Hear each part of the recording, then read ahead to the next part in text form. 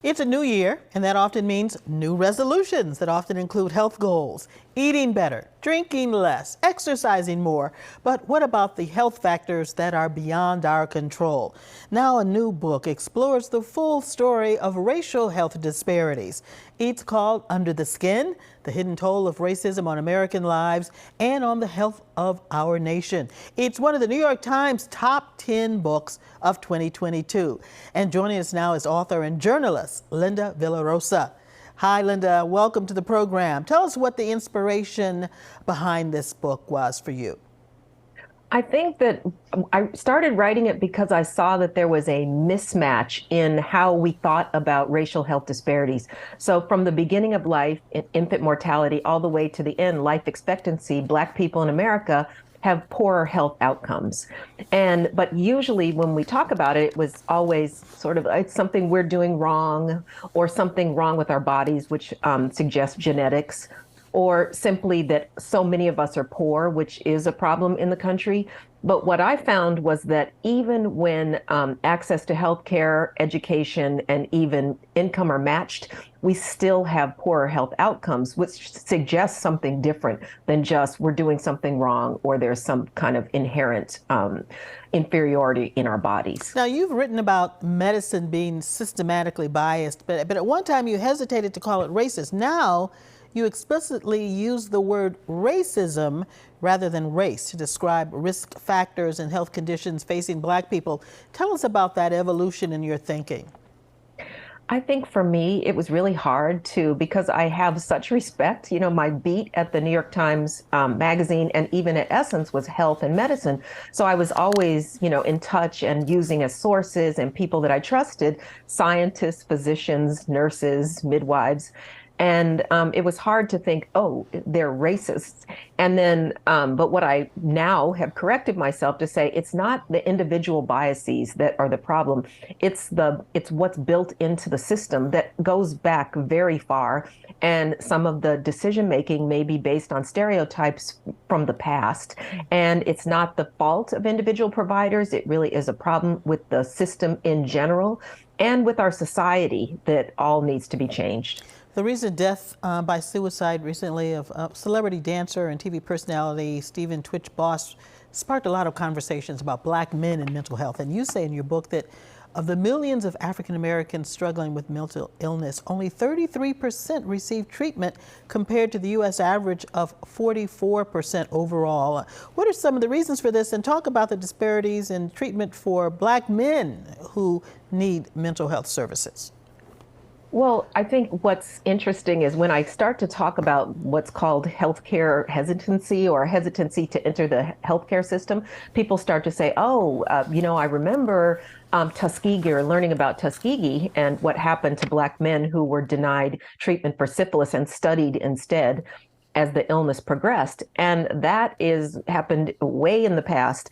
But what drives people away from the healthcare system is what happened to them yesterday, what happened to family members, things that they've heard. And that goes especially for Black men, the idea that Black men are supposed to be strong. Always, and invulnerable drives them away from the healthcare system itself.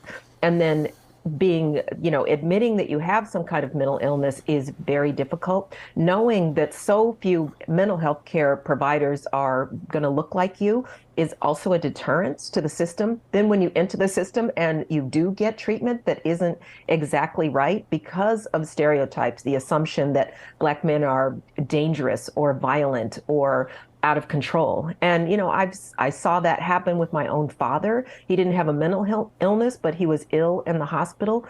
And when I went to visit him, he was restrained. He is a mild-mannered person who was a biologist by training, always dressed really nice. So to see him so upset and to restrain to the bed, I mean, he was an older man. I don't understand why he would ever be restrained to the bed, except with this idea floating around in the American imagination that Black men are dangerous. What changes does the medical profession need to rid itself of these stereotypes that seem to persist? I think there is great movement toward that. First is admitting that Racism is a public health crisis. It has become much more widely accepted, not just by me, but by others. And I think that leaning into the idea that that is a problem instead of running from it, instead of feeling like, oh, you're accusing me of being racist, but to say, wait, what if there are some unconscious biases that are affecting healthcare treatment? And certainly, I'm really proud that in the New York City Department of Health, I live in New York City, where a few years ago, all 7,000 members of our Department of Health had to undergo some kind of anti-racism training. And that is happening much more widely across the United States. In California, providers have to go as continuing medical education, some kind of anti-bias training. And I think that's an important movement in the country. What are some of the other stereotypes that persist about African Americans and in the medical profession? I think another one is that we aren't healthcare compliant, which means we won't follow directions. Also, for Black women or birthing people, again, some of those old stereotypes about being dangerous or being angry are a problem. And that is what you saw with Serena Williams when she gave birth in 2017. She had her baby, but afterwards she had an embolism, which she knew was happening. When she was short of breath, she ask for treatment. She knew what the side effects of her problem were. Instead, she was ignored.